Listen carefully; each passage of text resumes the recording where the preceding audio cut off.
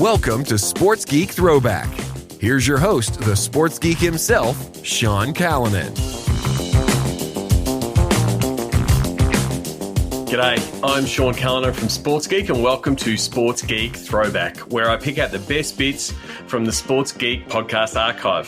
For this week's Sports Geek Throwback, I go back to episode 292 with Alistair Dobson, General Manager of the Big Bash Leagues here at Cricket Australia. This was published back in December 8, 2020.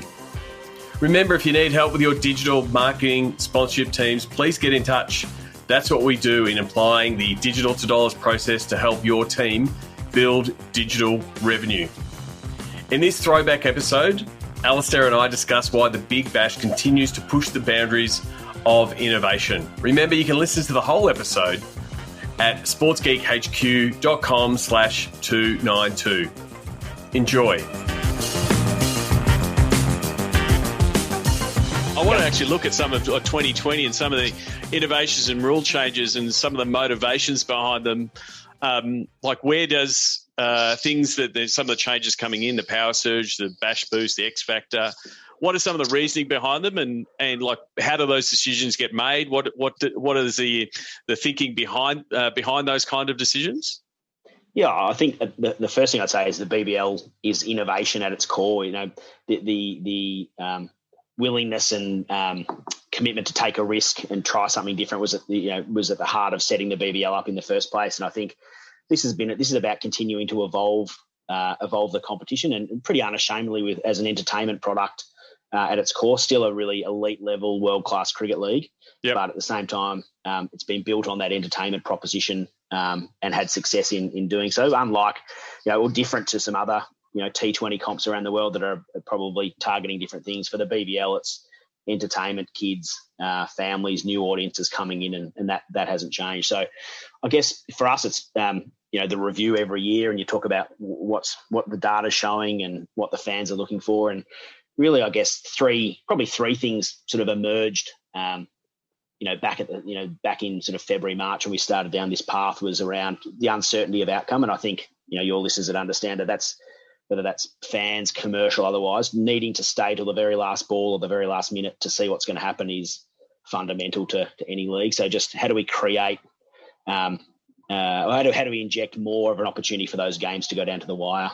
I think, secondly, I think everyone loves a bit of strategy, and I think how do we get the coaches more involved, bring a bit more strategic thinking or strategy into the game, and the ability for coaches and captains to influence the game, and ultimately, continue to inject sort of other moments of interest and entertainment in the game. So that are our objectives. You then obviously we probably had 15 or 20 ideas to start with coming in from all over the place, and you kind of whittle those down to a few ideas that you think are really not only meeting your objectives, but also being true to the competition or the sport itself. So, we had some ideas that presented where it doesn't really look like cricket, or it's fundamental to the batter versus bowler kind of equation, if you like. So we kind of shelved those. Might revisit them in the future, but we shelved those for now. And then it's a consultation process, captains, coaches, broadcasters, and ultimately cricket has a sort of a playing conditions committee or advisory group that has to tick off on and does all the checks and balances on with match officials and the Players Association and others that sort of ratify or knock back. We had some that were knocked back as well. And it goes through that process and out the other end. And it's been fascinating to see. The response, and love the debate. Didn't expect everyone to be fans, and they never are. I don't think there's ever been a rule change introduced in any sport that's been anything other than hotly debated. So I think that's part of what we were trying to achieve is that conversation and bit of controversy, and it's all good, I think.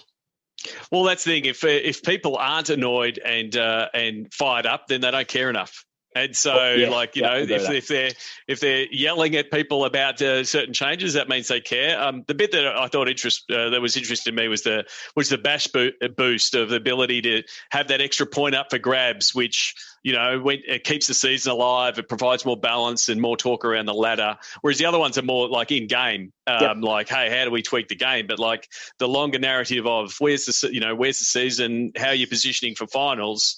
Like a team that is challenging can change their tactics to one that go and get more points, even if they're not in a winning position and those kind of things. Yeah, and I think for us it also adds in just another run chase. I mean, there's the best part of a BBL game is that last 5 balls or the last 3 balls where you need a certain score, and it's one of the 4 points available at the 10 over mark of the second innings. You've got a run chase on your hands, and I think if in a normal game that's exciting, in a game that might be going be a bit one-sided, it adds something else and another point of interest for at least there's a competitive 10 over chase in there. So really excited about that one.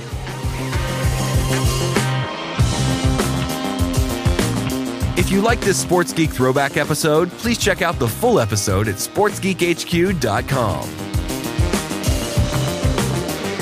Please share Sports Geek with your sports business colleagues. We appreciate you sharing. We love working with podcast listeners. Please get in touch so we can help your team. Go to sportsgeekhq.com/phone call. All Sports Geek episodes are available at sportsgeekhq.com and all podcast platforms.